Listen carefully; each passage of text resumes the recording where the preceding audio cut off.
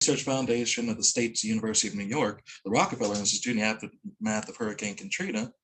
And he is also served as chairman of the board of chairman of the Circle of Hope for Depression Awareness, a commissioner for Metro Jackson Parkway, and a member of the Central Region Mississippi Transportation Connections and statewide Mississippi Transportation Coalition. Dr. Gilleylen is also my co-host on Women for Progress Radio's Man Cave Hour. So, Mr. Dr. Gilleylen, the floor is yours, sir. Thank you, Joshua, for inviting me. And again, I like to be called John instead of Doctor. The critical race theory evolved from 1970s. It's been around a long time. It's not new. And the reasons for its argument are very clear. So I like to just give you some statistics regarding critical race theory, and law professor Derek Bell started this discussion in 1970. And it's become interdisciplinary and cross-disciplinary function of our education system, specifically for law students.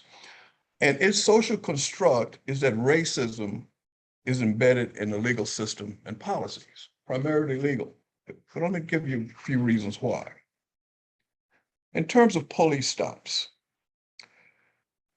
a Black man in Kansas City, and I lifted some of this information from some older articles, 25% or 25 years or younger has a 28% chance of being stopped compared to a white male with only 12%. In New York City, what we saw with stop and frisk, it were men of colors who were most often stopped. 3 times as many Blacks and Hispanics were stopped than whites. Police force during drug arrests, we see the tasers, we see the dogs. Juvenile arrests, Black youth are twice as likely to be arrested in crimes in school as white kids, and over 2.5 times as likely for curfew violations as opposed to white kids. Arrests in transgender community. More than 60% of Black and Latinos are gay and transgender youth are detained every year. Drug arrests. When it comes to drug arrests, Blacks are arrested at a rate more than twice the percent of the population. 29% of drug arrests, according to FBI statistics. Police arrests for marijuana, as we've seen that some of that change. But Blacks are likely 3.73% of the time to be more arrested. Prosecution on charges, federal prosecutors are twice as likely to file charges carrying mandatory minimum sentences for Black Americans than they do for whites. Prison citizens, incarceration, drug incarceration, federal drug conviction, federal court sentencing, and incarceration of women. Black women are incarcerated at nearly 3 times the rate of white women. And it goes on and on. And what we've seen is that that's the basis of Professor Bell's argument for critical race theory. But I want to talk a little bit about something else that came up about, it was the 1619 Project with Nicole Hannah-Jones. Nicole Hannah-Jones wrote an article, Time Magazine, an award-winning article, and she published it in 2019, which commemorated the 400th year of Blacks being brought to America in slave ships. And at the center of her article is the fact that she argued that the legacy of slavery did not end with emancipation, but it continues to shape American life. We had a racial awakening with George Floyd in 2020, but before Floyd, we saw Tamir Rice, Sandra Bland, Philando Castile, Breonna Taylor, and Dante Wright. And the rise and the popularity of Black Lives Matter. There was a call for defunding the police, and all of a sudden there was a backlash. And at the point of that backlash was our president then, Donald J. Trump. Trump slams the 1619 Project and critical race theory. What he did, as long as other political conservatives, they started to conflate critical race theory with the 1619 Project. Every political movement needs a boogeyman. In 1988, Lee Atwater, who was the campaign manager for George W. Bush Sr., Bush was losing. And all of a sudden we saw an ad about Willie Horton. All political movements need a boogeyman. And what Donald Trump and the right-wing conservatives have done is they conflated critical race theory in the 1619 Project and made it a boogeyman.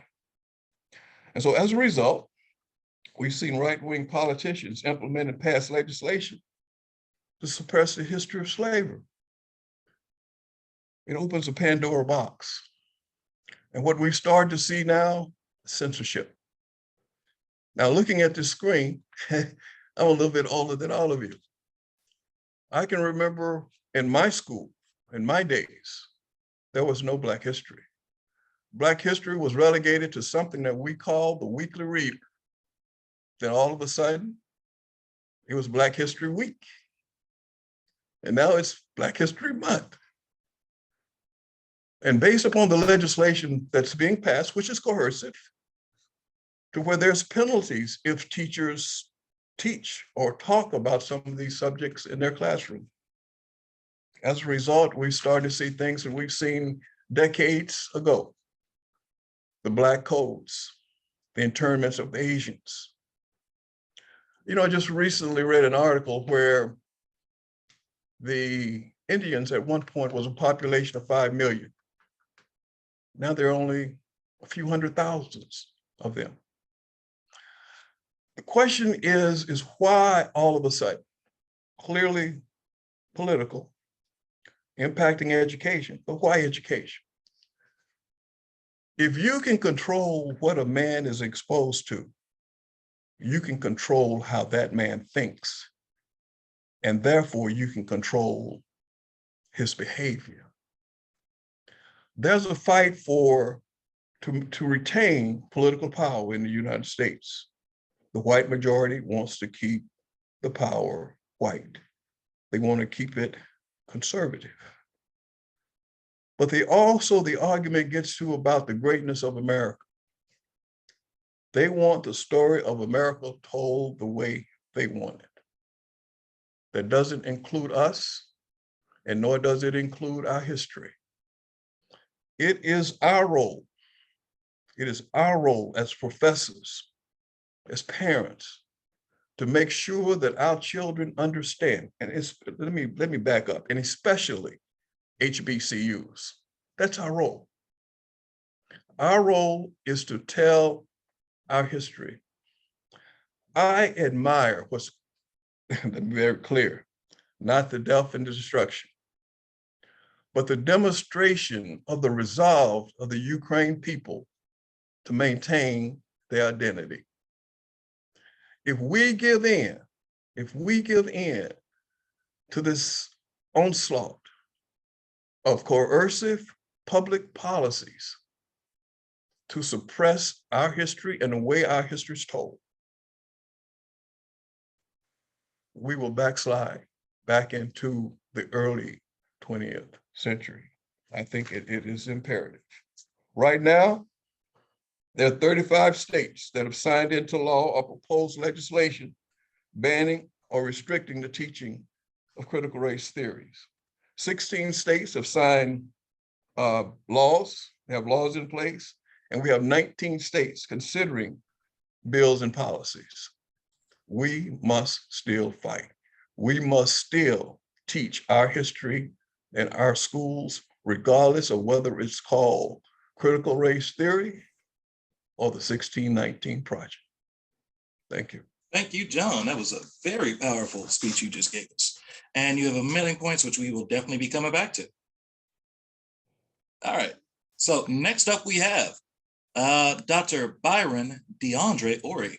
Dr. Orey earned a BS in Business Administration from Mississippi Valley State University and an MPA from the University of Mississippi, an MA in Political Science from the State University of New York at Stony Brook, and a PhD from the University of New Orleans. He currently serves as a W.K. Kellogg Fellow for the Kellogg Foundation and Vice President of Southern Political Science Association.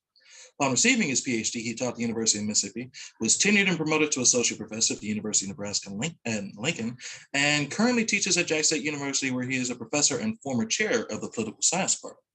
Professor Orey's research is in the areas of race, politics, social justice, focusing heavily on the psychology of Black trauma, implicit bias, voting rights, police reform, and systemic racism. He has conducted lectures at Oxford University, Princeton University, Yale University, and Spelman College, to name a few. He has received approximately $2 million in research grants and fellowships to conduct research and mentor students, and is featured on Al Jazeera, MSNBC, CNN, The Daily Beast, and The NewsHour, PBS. Dr. Orey, the floor is yours. Thank you, Josh, for having me, and I really appreciate this opportunity for such a important discussion. First of all, Richard Delgado and Kimberly Crenshaw, and a book entitled "Words That Wound: Critical Race Theory, Assaultive Speech, and the First Amendment." They suggest that critical race theory can't be understood as an abstract of ideas or principles. And so in that regard, when I'm asked to define critical race theory, I always suggest that it's a plethora or a conglomeration of many things. And I'll try and discuss a few of those principles or some of those things that Delgado and Kimberly Crenshaw discuss in that book. First of all, it started as a movement. It's inductive in the sense that critical race theory was the practice of critical race theory, and those early discussions were put into the framework of critical race theory. One of its first principles, or one of its first principles, I guess, is that, and it's been discussed earlier, that racism is endemic in American life. And so when you think about issues of crack cocaine versus powder cocaine and the citizen patterns that have taken place over the years, I would strongly encourage you, if you haven't, to watch that series on Snowfall. It lays out, specifically how the evolution of crack cocaine destroyed Black America in a number of ways. So I strongly encourage you to take a look at that. It talks about structural barriers, systemic racism, the sense that racism is rooted in numerous types of systems. For example, I'll take Mississippi. Mississippi, as it relates to voting, in 1964, only 6.7% of Blacks were registered to vote in the state of Mississippi. In 1965, after the passage of the Voting Rights Act, immediately following the passage in 1966, Mississippi changed its district system to where Blacks could not elect a candidate of their choice. So if you take a place like the Mississippi Delta, where Blacks were a majority because that was the area in which cotton was prevalent, Blacks were a majority in the district, in the congressional district. They ended up doing what we call gerrymandering that district to where Blacks were no longer a majority. And so even though in 1966, the number of registered voters was at 59%, Blacks still could not elect a candidate of their choice. And so let me step back just to give a few numbers. If we take the 1619 as the origin of Blacks in this country, from 1619 to 1870, when Blacks were given the right to vote under the 15th, or Black men were given the right to vote under the 15th Amendment, you're talking about 251 years that Blacks were unable to participate in the political process. And then if you go from 1870 to 1876, during Reconstruction, Blacks were able to participate, or Black men were able to participate in the political process. So you're talking about another 6 years that they were able to participate. And then when we moved from 1877, because 1876 had a very important election, and that was Rutherford Hayes and Tilden. And in that election, Hayes suggested as a Republican even though Southern Democrats, the Southerners were Democrats, he suggested that if they supported him, he would remove the troops from the South. The troops were there to assist Blacks in participating in the political process. So they had the troops right there in the highly populated Black areas. And so 1877 to 1965, Blacks were unable to participate in the political process due to Jim Crow. And then from 1965 to 2022, Blacks have been able to participate in the political process with a few caveats, obviously, with voter suppression. And so if you combine all those numbers, Blacks have been able to participate in the political process about 88% of the time that they've been here in this country. And so the other 12%, they haven't been able to participate in the political process. They also reject this notion that you cannot approach history from an ahistorical perspective.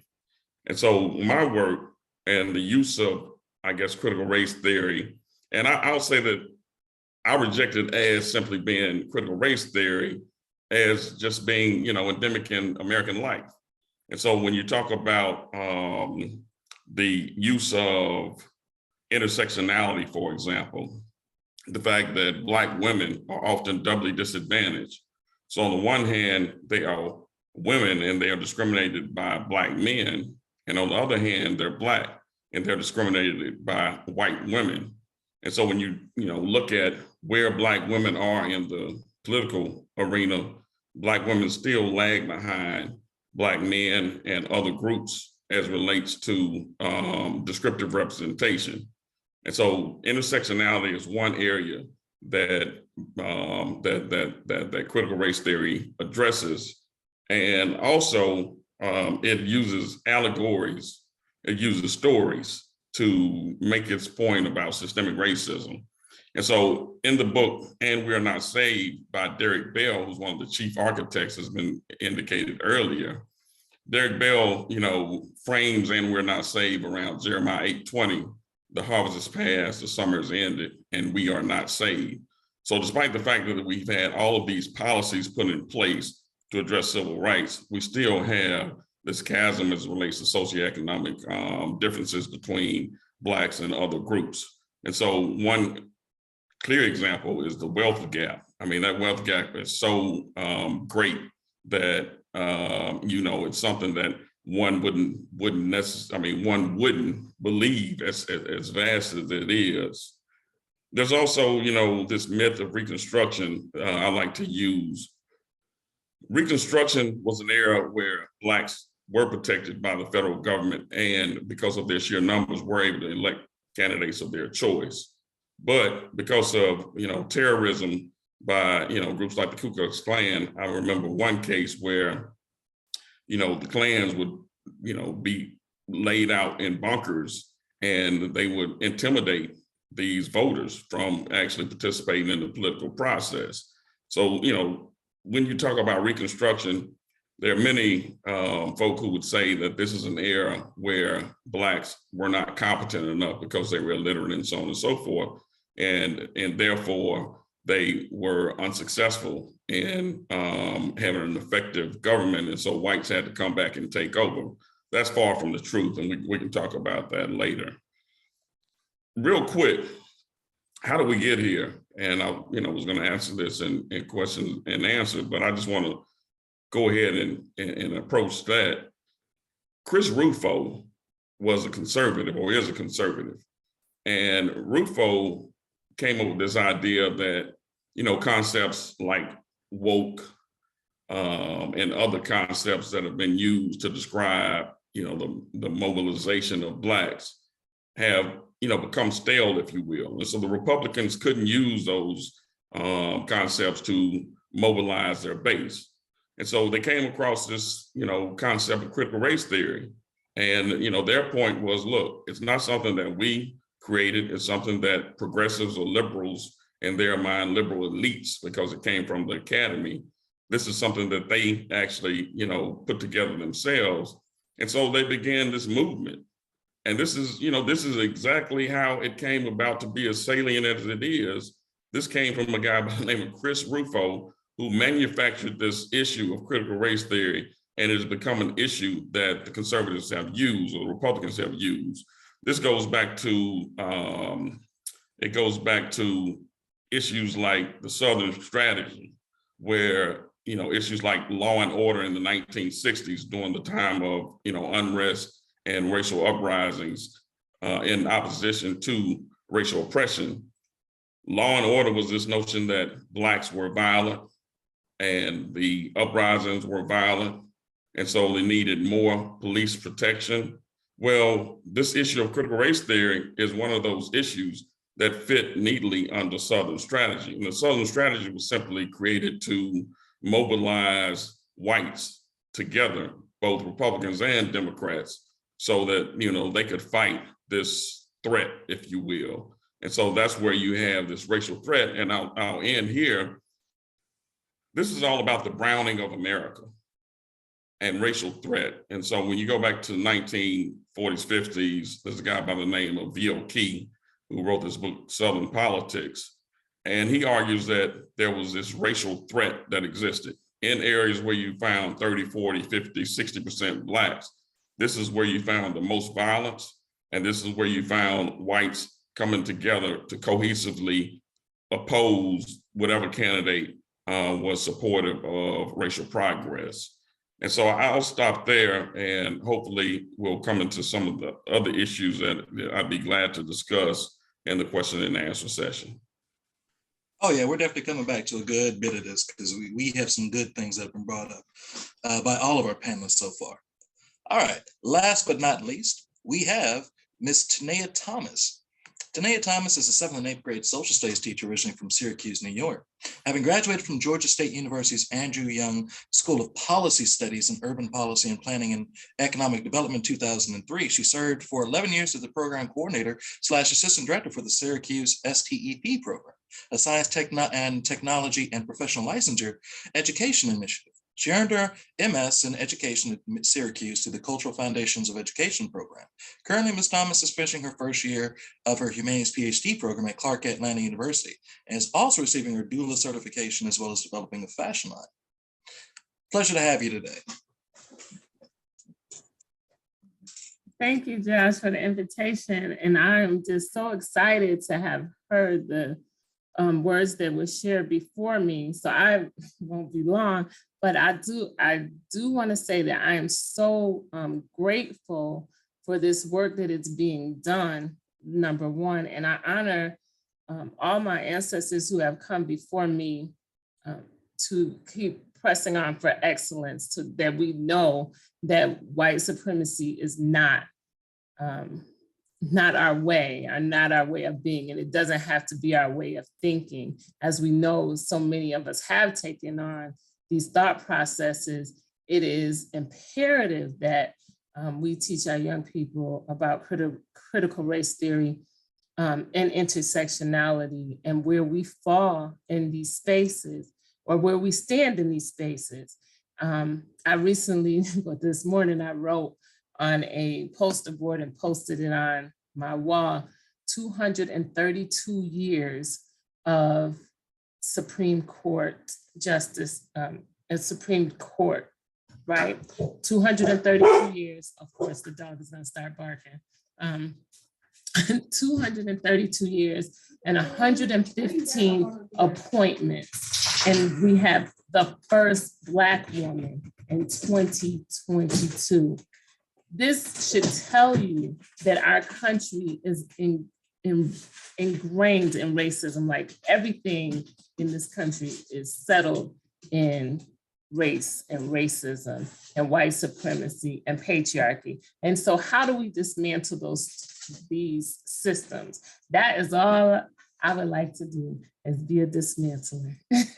And I applaud the 1619 Project. I applaud everyone who is doing critical race theory, and I look forward to working with you all in some form or fashion in the future. Thank you. Thank you, and thank you again for being here. Okay, so we've got a lot of great ideas, or we've got great panelists. So we're going to start off with a couple of questions, which we've kind of prepared for you guys. I'm gonna leave this one first open to the floor. We've actually heard from at least several of our panelists how CRT is being used as a kind of scapegoat. It's kind of a fear-mongering tool. So what fears and what possible negative ramifications of CRT are there that these politicians are stoking? If I can say something, is it okay? Yeah, Alrighty. I say power and control. That it's a fear of people of color gaining power, power and control. And there is a, a scholar who does critical Black pedagogy. His name is Dr. Abdul Petrie, and he says few people in leadership want to acknowledge the real essence of racism, which is about power and control. It is also a form of mental illness. It hurts people of all races.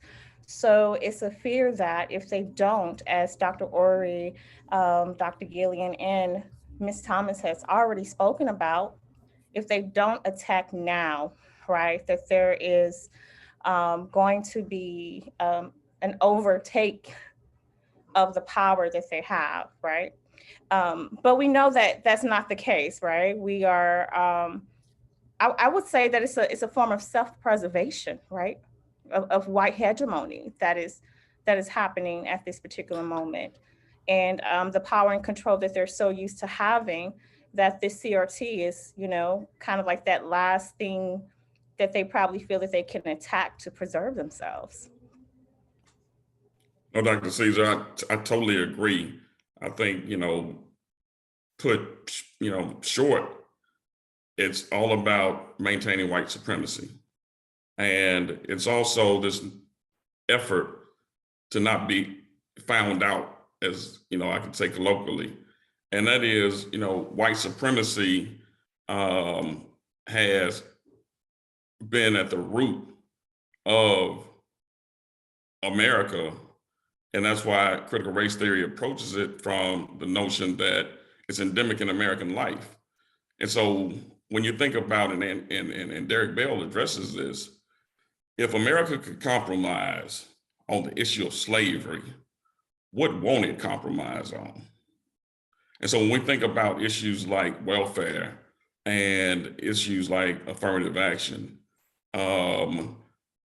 there have been conservative efforts to create this sanitized picture that is ahistorical and does not address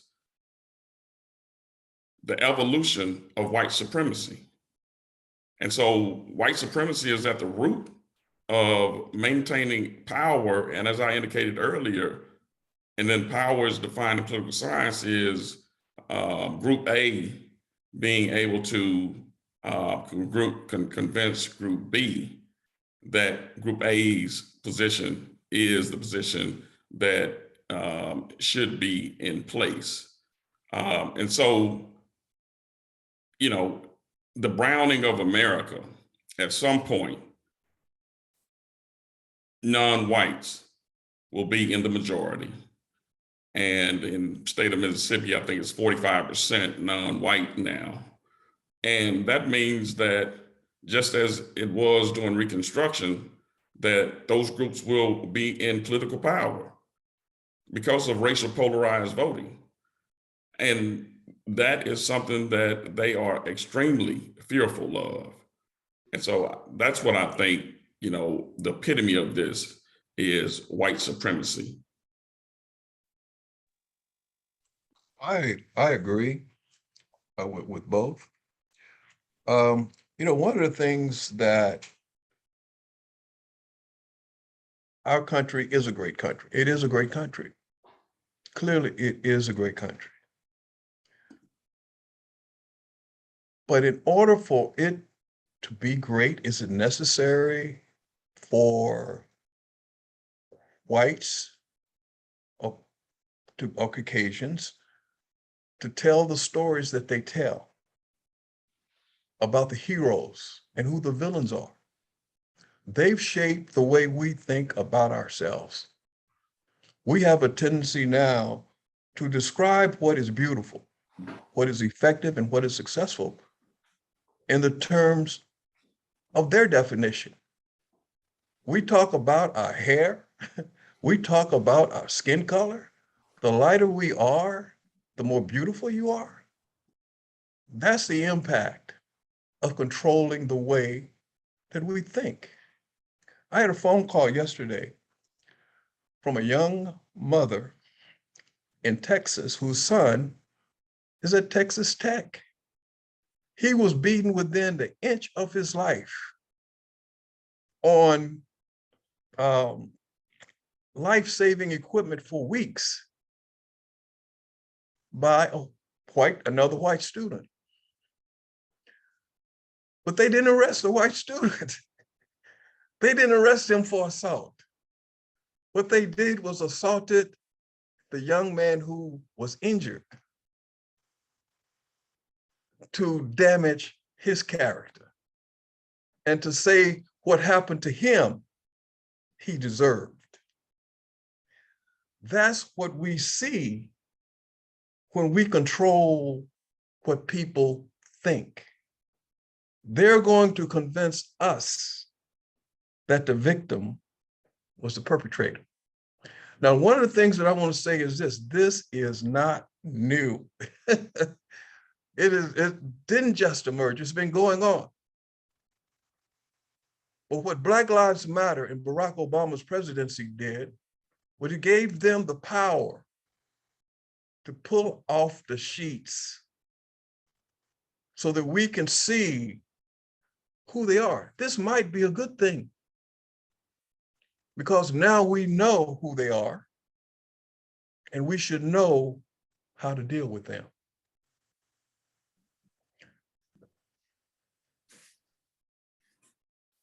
And okay, so I'm loving this conversation. And for me, fears of critical race theory reside in this double consciousness that African Americans have to have in order to participate in American society, right? In order for us to live, we have to know how to navigate two communities. And if you think about hip hop, and I follow a lot of hip hop pedagogists, so like, and they talk about when hip hop started was this grassroots talking about how we were being affected, how the African American community was being affected by racism and the government systems, right? White supremacy. We weren't using those words then. But my add to this fears of critical race theory is that as the browning of America happens, right? As these tides are changing and we're voting people into office and people are having a change in their thought processes. I'm not sure why everybody is banging pots while I'm speaking. I apologize dearly. But I just would like to add that as we think about how hip hop has come in and transcended races, that this critical race theory, which is essentially the truth, will also do that same thing. Because what has to happen is that mind shifts have to change, and we will no longer do this double dutching of our consciousness. It will be, we can show up authentically as who we are and move forward as a culture and group. Thank you.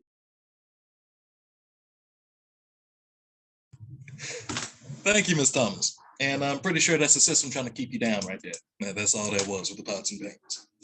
All right, we've got one more question for the group, real fast, to come from us in the center. I can probably take about one person to answer this one for me, and then we're going to move on to Q&A because they've got some real burners going into Q&A in the chat right now. So the last question I want to ask from the group is, can or should CRT be redefined so as to neutralize the current talking points of anti-CRT lobbyists? And that's whoever wants it.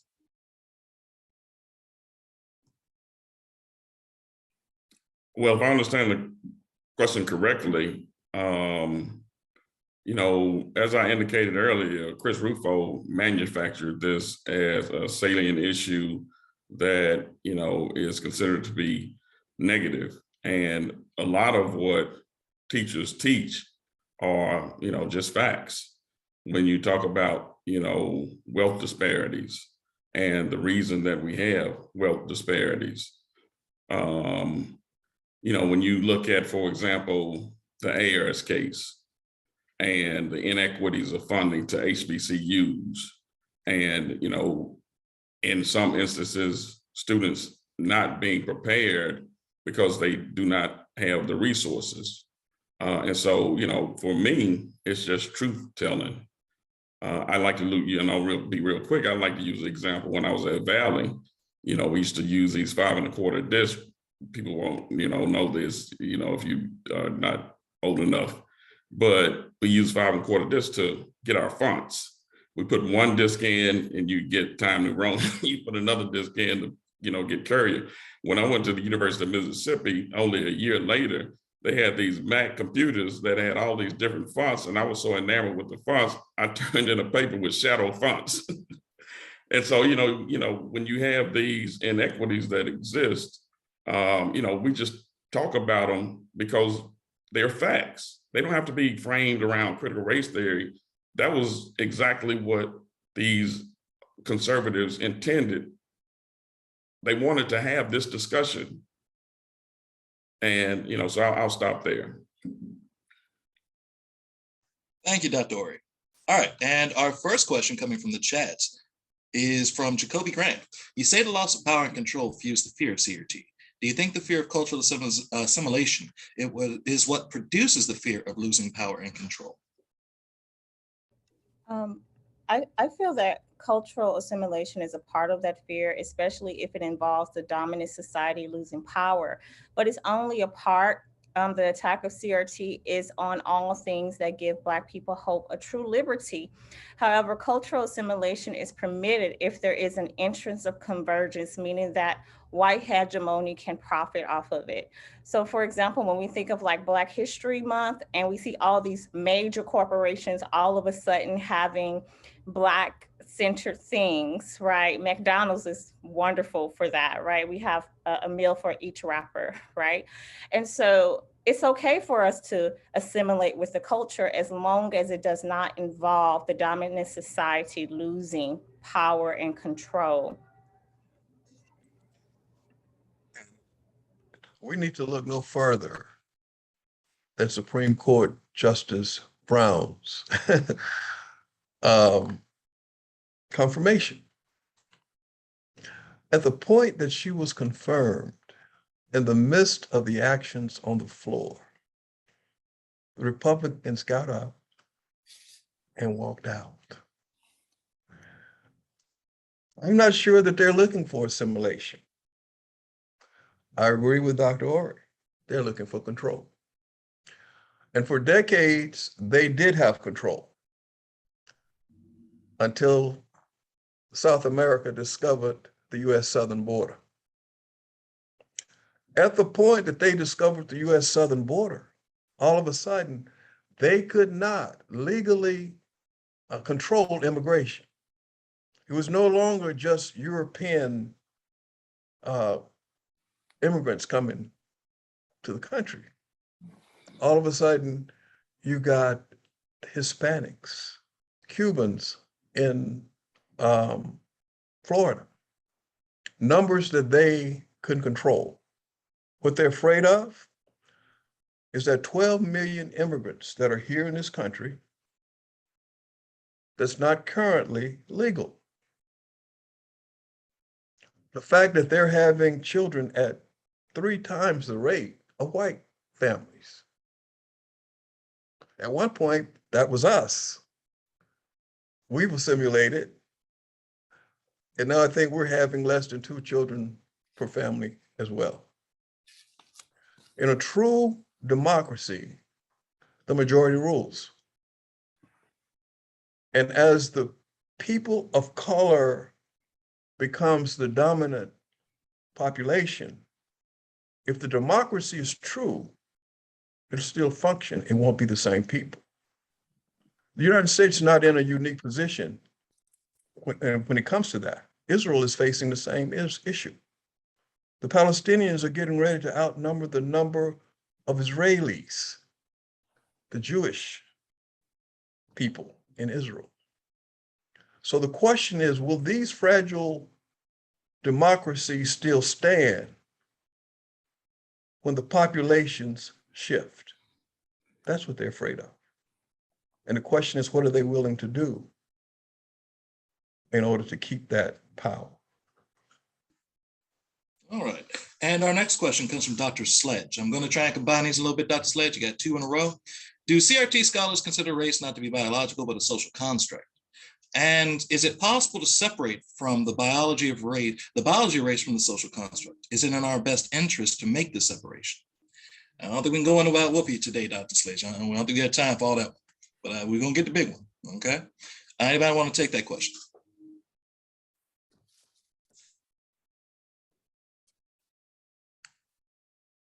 Dr. Orey, floor is yours. Okay, I'm unmuted. So yes, CRT addresses this issue as race being a social construct. And one way to look at this, if I'm understanding the question correctly, is elites controlling the narrative. And that is how white conservatives will frame issues to maintain hegemony by pitting poor whites against blacks. That's one example whereby, for example, it's a zero-sum game the way that they frame it, that any gains by brown and black people due to oppression and repression will then translate into losses for these poor whites. And this is exactly what got King killed when he went to Memphis to, mobilize poor whites with sanitation workers with blacks. That was a threat. And if you look at it from a, race as a social construct issue or approach, blacks and whites were about to come together. And when you think about issues like affirmative action, it's pitted where blacks win and whites lose. And then issues of welfare. This has become a race issue, even though, the number of whites dominate on the welfare issue. They actually are in opposition to welfare in many instances, vote against their economic interests because the elites, meaning these conservative whites, have been able to very successfully frame the issue. And lastly, the issue of critical race theory has been used whereby it mobilizes poor whites because it becomes a race issue and therefore combines, along the lines of class, poor whites and upperly mobile or upperly economically higher class whites. And go ahead. My apologies. Go ahead. And may I add an example of how we know that race is a social construction, because when there's not a hegemonic system that is set out to control people go up, they kind of love on each other and do things in a way that is unifying, right? So again, through hip hop, if you think about how hip hop has transcended through different races, like you even have like Asian rappers, Japanese, like there's a whole culture in Japan of reggae and hip hop artists, as well as in India. So it transcends race and racism to the point where you don't have to assimilate to one way of being a hip hop artist or participating in the hip hop community. But white supremacy wants everybody to assimilate and participate in our democracy in one way, as a white person, I would say. Thank you.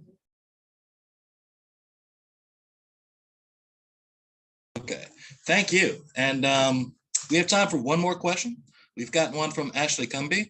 I don't believe that we can rely on the public education system to educate our communities and youth on Black history and how it informs the current day social, political, and financial climate. How can we still push CRT through outside of institutions? I would like to just say thank you for your question. I would say just getting involved in different organizations, right? Community organizations, professional organizations. They are a great way in which we can continue to advocate against these policies that are trying to strike down CRT. I'm a part of the National Council of Black Studies, the National Council of Black Political Scientists. I'm a part of just different think tanks, right? I'm working at the Margaret Walker Center, right? Affiliated with the COFO Center, right?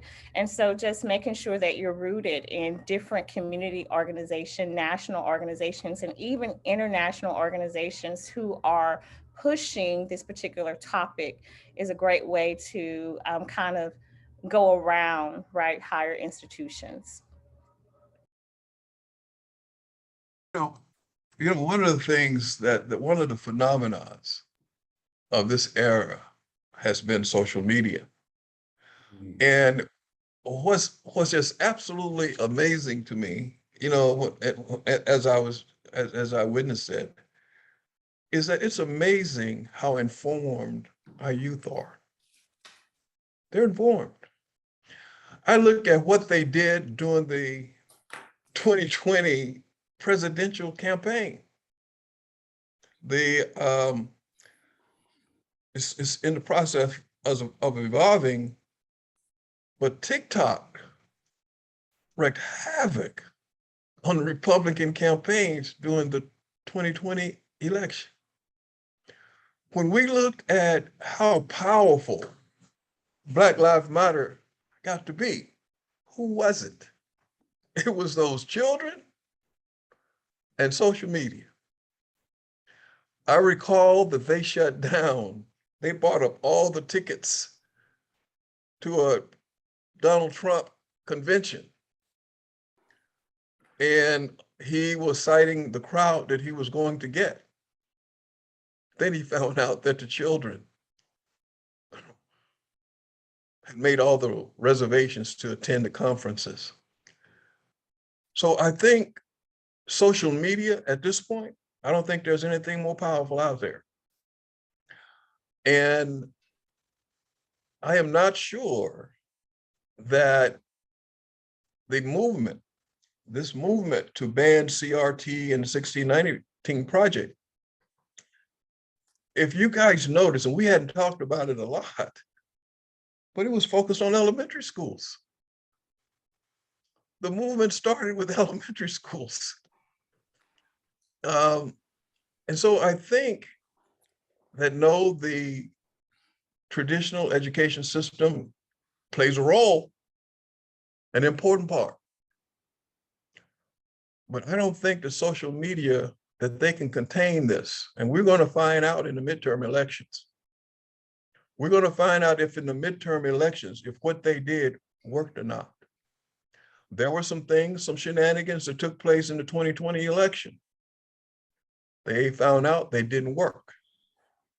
And one of the reasons that they didn't work was those kids and social media. I'll say, Okay. We're kind of short on time, Dr. Orey. If you can keep it underneath a minute, you got it. okay, well, first of all, let me just say, Angelique asked what book did I mention when I talked about Bell, and that's And We're Not Saved by Derek Bell.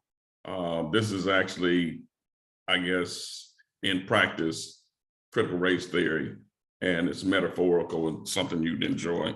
And then another book, Lies My Teacher Told Me, gets at many of the issues that we've talked about that folk don't want us to know. And I'll give a real shameless plug. In that vein, I had the opportunity, or have the opportunity, to work with Jim Lowen. He's passed away now, but he wrote a book, Conflict and Change, Mississippi Conflict and Change, which was the history book that was used Well, the history book that was rejected in 1974, it was an original CRT issue. And some folk actually used that textbook, but it was truth telling. And so we're going to republish that book. And the point I'm making here is that we need to go outside of the academy. You know, we have all these esoteric theories that we use and we use in our writings. We need to, you know, write these popular books so that they can reach and be disseminated to a larger body of folks, so that we can reach from the ebony tower to the urban concrete. Thank you for that, Dr. Orey. Even a shameless plug, that was very useful. We do love the fact that you're getting that information back out there to us.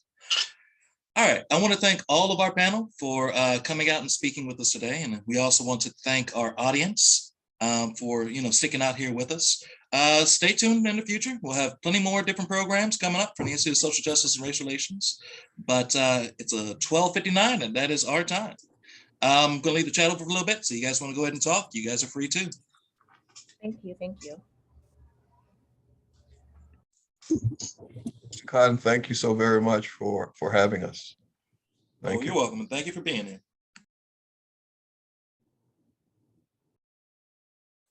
Yeah, I think Charles has a statement on here, a comment that he makes. And I mean, he's absolutely right. And that's one of the goals of critical race theory, is to challenge this ahistorical revisionist history that has been, you know, manufactured. And, you know, he talks about the Daughters of the Confederacy. This was the big issue around the Mississippi state flag, that it was a heritage versus hate message that they continued to utilize. And, you know, it was utilized as efforts by the supporters of the flag, that, you know, it was about heritage and maintaining heritage, because their great ancestors fought in a war that was an assault on the South. And so, you know, I agree that it was this revisionist history that is ahistorical, and there's a challenge by progressives to eliminate that, those fabrications, simply those lies. Yeah, the hard part about that with revisionist history and what's actually going on with a lot of this, like that myth of the South permeated for so long that it's become so ingrained. So when we introduce stuff that's against that, then we have to worry about the cognitive dissonance, and then them arguing that this is revisionist history themselves because they've taken this to be true. So even with something like CRT, I think that's part of the backlash, is the fear that these people have, that the foundations of what they've been told are false. And then them pushing the fact that there's an element of white guilt, which is inherent. White people are saying this, and they're seeing these things being taught, and they don't want their kids to feel guilty about the sins of the past. Like the pull for post-racialism is mostly trying within white communities to try and ignore that it happened and that it's still influential today, so that they can feel better about themselves, and then reestablish. The Republicans want to use that, of course, to reestablish lines of power and to establish a base along those racist lines. So, I mean, it's complicated. CRT has been something we've been teaching for God knows how long. I mean, technically, you can count W.B. Du Bois' work on Reconstruction as CRT, because it talks about how race influences the construction of America. And that's turn of the century. So, I mean, it's a complicated situation, mostly because of how people are taking it. Floor is open for anybody now, because we're just, next 3 minutes, we're just gonna let everybody talk. But I would argue, Cotton, that we should move away from this whole discussion of CRT.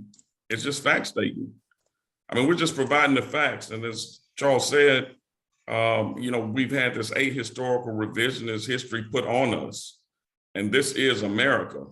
You know, the sanitizing of the facts and the environment that we live in does not address oppression. You know, it doesn't address slavery. I think one textbook called them servants, or I forget what they called them, but they were not called enslaved people. And real quick, you know, just the language, slaves as opposed to enslaved. You know, slaves were docile people, but enslaved Africans were people that were, you know, captured by savages. Well, let me stop. I'm with you on most of that. I'm actually one of the proponents of actually keeping the word slaves, my people were enslaved. We went through all this. For a lot of the older folk that I know, I went back and had to ask this question about whether or not enslaved or slaves. They felt enslaved as a way to sanitize it because it sounds more professional, it sounds less. When they hear slaves, they want people to feel that full impact of what they went through, of what that really meant.